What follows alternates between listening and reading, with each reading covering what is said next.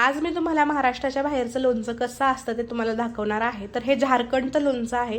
यांच्या कंपनीमधला एक मुलगा म्हणजे ऑपरेटर गावी गेला होता 1 महिन्यासाठी। त्यावेळेस त्याने आईकडून लोणचं बनवून घेतलं होतं आणि 2 प्रकारची लोणची बनवली होती आणि खास करून त्याने यांच्यासाठी हे लोणचं आणलं होतं आणि 2 दिवस झालं तो ट्राय करत होता यांना लोणचं देण्यासाठी।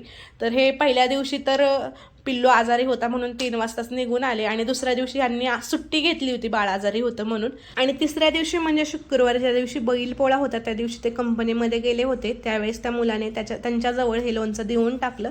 तर याने 2 प्रकारची लोणची आणली होती गावाकडून। पहिलं लोणचं तर मला समजलं की हिरव्या मिरचीचं आहे, दुसरं समजलं नाही म्हणून यांनी त्याला कॉल केला आणि नंतरनं विचारलं तर हे लोणचं जे होतं दुसरं ते फणसाचं लोणचं होतं आणि फर्स्ट टाइम मी फणसाचं लोणचं खाणार होते। त्यांना तर हिरव्या मिरचीचं लोणचं आवडलं आणि मला फणसाचं लोणचं आवडलं आणि तिकडचे मसाले थोडेसे वेगळेच होते। हळद पण खूप सारी टाकली होती आणि खूप सारं त्याच्यामध्ये मीठ पण होतं, पण जास्त खारट लागत नव्हतं।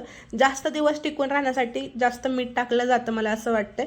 आणि आज बैलपोळा होता म्हणून मी बैलपोळा विशेष मस्त अशा पुऱ्या बनवलेल्या होत्या, सोबत बासुंदी बनवली होती दुधाची आणि वांग्याची भाजी बनवली होती। खूप छान झाली होती वांग्याची भाजी आणि बासुंदी पण खूप छान झाली आणि तोंडी लावायला त्या मुलाने दिलेलं लोणचं पण घेतलेलं होतं सोबत। जास्त काही करत बसले नाही कारण पिल्लू आजारी होता म्हणून थोडा स्वयंपाक केला। तर हे साधं सिंपल बैलपोळ्याचं जेवण होतं। तर तुम्ही पण या जेवायला आणि व्हिडिओ आवडला असेल तर चॅनलला लाईक शेअर आणि सबस्क्राईब करा।